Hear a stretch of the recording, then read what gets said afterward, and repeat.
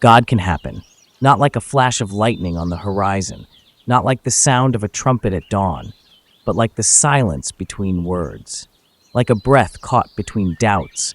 Why do we always seek him in grand achievements and blazing miracles?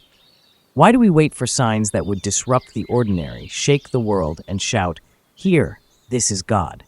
But isn't he the one who comes differently, softer, gentler?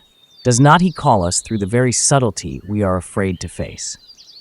We have been conditioned to think of God as power, as authority, as omnipotence. But what if he is weaker than our expectations and stronger because he refuses to dominate?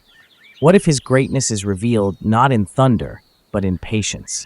What if God is the whisper that says, "I am here," when no one else hears? God can happen in a stranger's smile, in the first breath after tears, when the world feels irreparably shattered. He can happen in the moment we choose love over anger, when we forgive the unforgivable.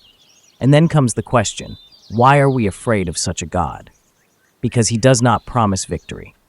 He does not guarantee triumph over enemies or say, "Follow me, and you will always be right." No.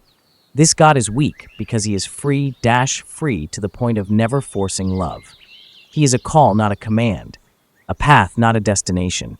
Sometimes we ask, where is he when suffering screams and tears the world apart?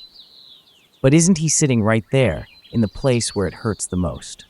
Isn't he present when nothing remains but a fragile spark of faith? He does not remove suffering or destroy pain, but shares it. And that is his secret strength to be with us in places no one else will go. God can happen in the emptiest spaces of your life, in a room that quietly smells of loneliness, in the words you are afraid to say out loud, in the forgiveness that feels impossible. And then you realize he cannot be grasped or held. He is always a question that stirs an answer. But the answer isn't found in knowledge, it's in the soul's movement, in the choice to love, even when the world remains cruel, in the choice to be vulnerable, even when it is easier to hide. God doesn't happen because we owe him anything, and he does not happen because he needs to prove himself to us.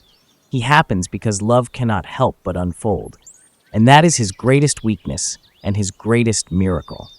The question isn't why he doesn't intervene.